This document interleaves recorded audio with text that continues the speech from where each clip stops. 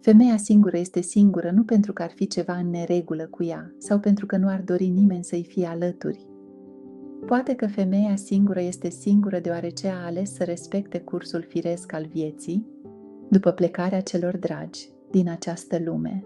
A ales să respecte și să prețuiască în felul ei amintirea celor care nu mai există acum decât în inima ei. Uneori, femeia singură alege să fie singură deoarece nu dorește să facă niciun compromis doar pentru a fi cu cineva, rămânând fidelă valorilor și standardelor sale.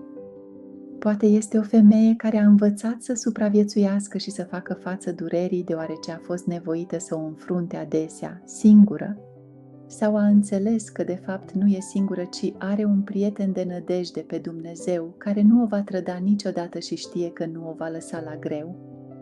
Sau poate că o femeie a ales să fie singură deoarece a preferat mai degrabă să privească un răsărit de soare, să citească o carte, să creeze ceva frumos, să se bucure de pacea și liniștea unui colțișor de rai, decât să asculte ce spun oamenii unii despre alții.